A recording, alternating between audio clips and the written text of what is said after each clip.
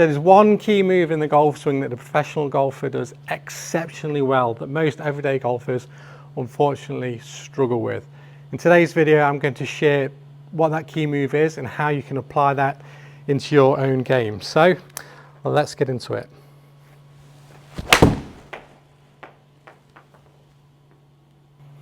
Welcome back to the channel, guys. I'm Danny Malcolm, and in today's video I'm going to share what I believe to be the number one move or the key move in the golf swing and how you can apply that to your game to hit better, more consistent shots. So what is that key move? Well, firstly, you would argue that impact is obviously extremely important, because ultimately what you do at impact is going to influence what the ball does and what your shot result is.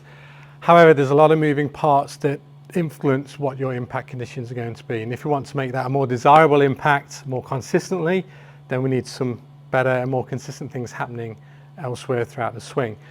You may also think that perhaps the backswing's the key move. Well, I don't believe it's the key move, but obviously it's super important, because how you set the club in the backswing is going to determine how easy or difficult it is for you to get the club into a good delivery and then into impact and into the follow through. So yes, impact's extremely important. Yes, the backswing's definitely very important. However, I believe that transition is the key move in the golf swing that the professional golfers do exceptionally well, that, like I said, a lot of everyday golfers I see every day struggle with. So transition, well, what is transition? Transition is the transition between the backswing and the downswing, and obviously then through into impact. So it's that moment between, or that flowing moment between the backswing and the downswing. So it's not a get to the top of the backswing, stop, and then start the downswing.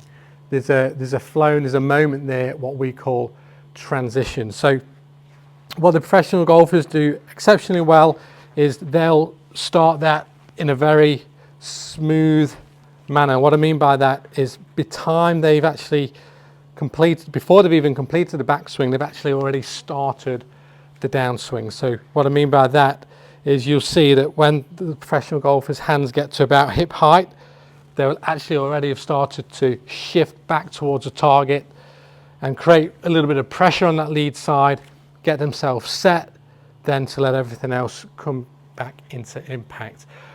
What the everyday golfers often do is they'll get to the top of the swing, and from there they'll move the lower body and the upper body together, or just their upper body, or they'll move this way.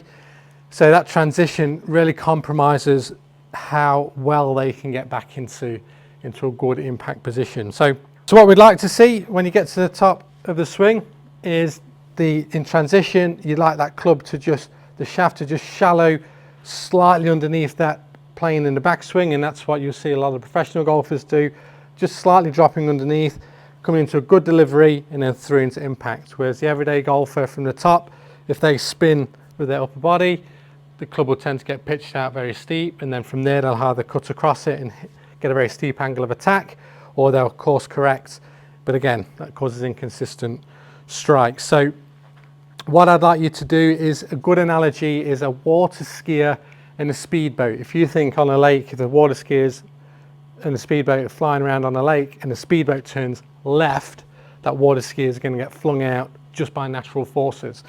So take that into the golf swing. If you are a player that, let's say this is a speedboat, your body spins too hard too soon from the top, that water skier or the club is going to get flung out in front of you, and then you've got to react from there.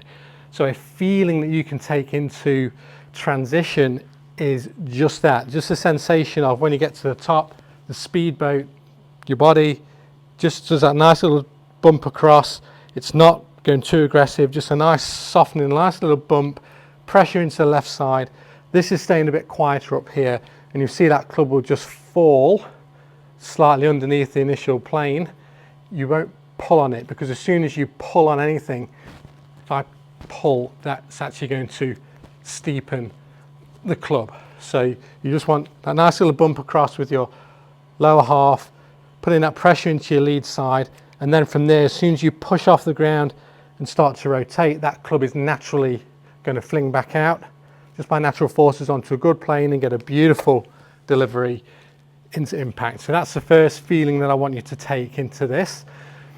Another thing, just look at your own swing. Do you have a short backswing or do you have a long backswing? Because that can also influence the time that you have to actually get yourself organized in transition. The benefits of a longer swing, you might hear sometimes people saying, oh, shorten your swing, shorten your swing. Sometimes that's good for a certain player, but oftentimes the benefits of a longer swing, of a longer arc, not only more potential for power, because you've got a longer arc, but also more time. If you think about it, if I'm making a longer swing, and let's say my backswing's not exactly where I want it to be, but if it's slightly longer, you've got a bit more time to organize yourself in transition.